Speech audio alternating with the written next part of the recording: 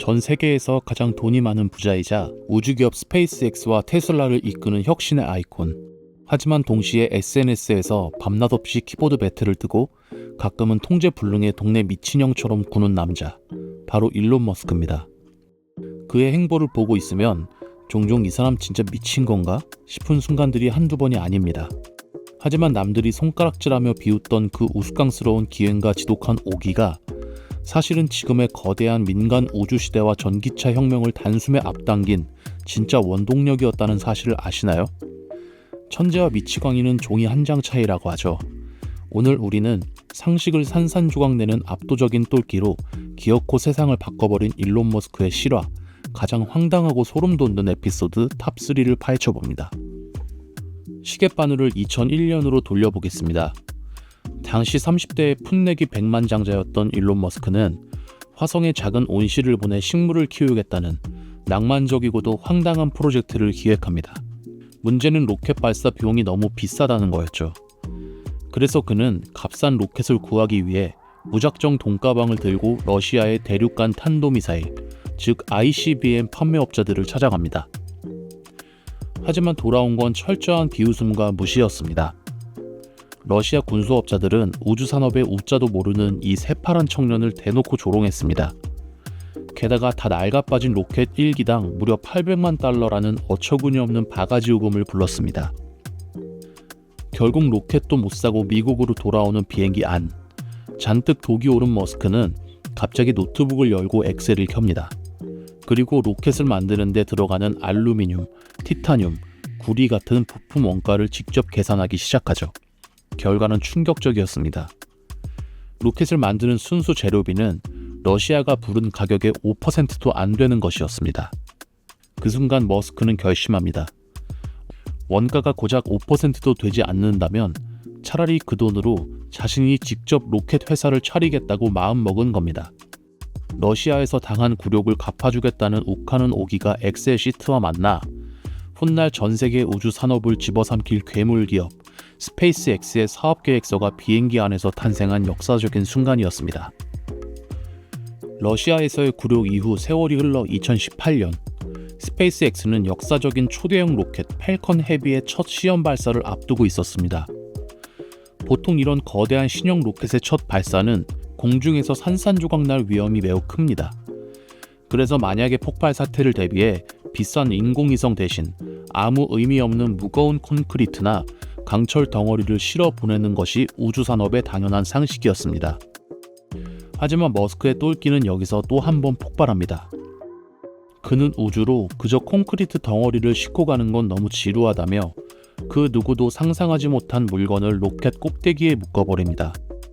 바로 자신이 평소 출퇴근용으로 타고 다니던 새빨간 테슬라 스포츠카 로드스터였습니다. 결과는 그야말로 대성공이었습니다. 새빨간 스포츠카가 푸른 지구를 배경으로 우주 공간을 유영하는 이 기괴하고도 아름다운 장면은 유튜브를 통해 전 세계에 생중계되었습니다.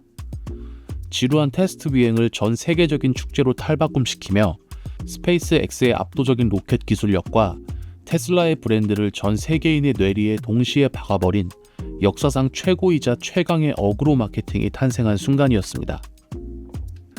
마지막 세 번째 일화는 전 세계를 경악하게 만든 최악의 생방송 대참사입니다. 2019년 테슬라의 야심작인 픽업트럭 사이버트럭의 최초 공개 무대였습니다. 머스크는 이 트럭의 유리가 방탄 소재라 웬만한 충격에는 절대 깨지지 않는다고 아주 자신만만하게 호언장담했습니다.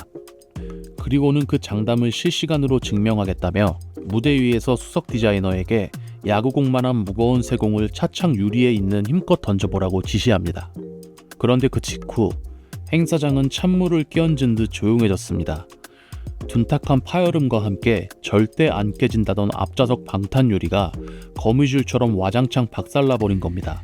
크게 당황한 머스크는 이번엔 조금 살살 던져보라며 뒷유리에 한 번 더 쇠공을 던지게 했지만 역시나 뒷유리마저 와장창 박살이 나버렸습니다.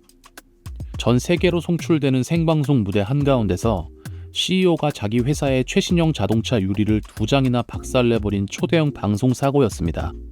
머스크는 뻘쭘하게 서서 아직 개선의 여지가 있는 것 같다는 변명을 더듬거리며 유리가 박살난 차를 뒤에 덩그러니 세워둔 채 남은 발표를 이어가야만 했습니다. 하지만 여기서 진정한 반전이 일어납니다. 엄청난 망신살이 뻗친 이 오픈 장면은 하룻밤새 전세계 인터넷을 뒤덮는 밈이 돼버렸습니다. 결과적으로 이 밈은 사이버 트럭의 인지도를 우주 끝까지 띄워 올렸고, 테슬라는 그 어떤 막대한 마케팅 비용도 들이지 않고 수십만 대의 사전 예약을 쓸어 담는 기적을 만들어냅니다. 최악의 실패조차 전 세계국급 마케팅으로 승화시켜버린 머스크 특유의 똘끼가 만들어낸 대역전극이었습니다. 로켓을 사러 갔다가 오기로 우주 회사를 차려버리고 멀쩡한 자기 자동차를 우주로 날려버리더니 전 세계가 지켜보는 생방송 무대에서 신형 자동차의 유리를 박살내버린 CEO. 지금까지 살펴본 일론 머스크의 행보들은 남들이 보기엔 그저 돈 많고 통제불능인 관종의 장난처럼 보였을지 모릅니다.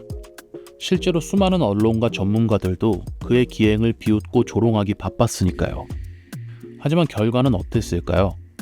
그 우스꽝스럽고 무모해 보이던 도발과 지독한 똘끼들이 하나둘씩 모여 결국 국가의 전유물이었던 우주를 민간의 영역으로 끌어내렸고 100년 넘게 고여있던 내연기관 자동차 산업을 송두리째 뒤집어 엎었습니다.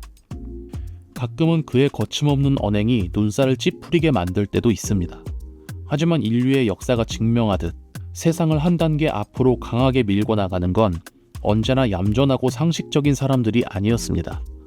남들의 비웃음 따위는 가볍게 무시해버리는 상식을 부수는 미친 사람들의 몫이었죠. 앞으로 또 어떤 기상천외한 똘끼로 전 세계를 경악하게 만들지, 우리가 이 통제불능의 혁신가를 계속해서 지켜봐야만 하는 이유가 바로 여기에 있습니다.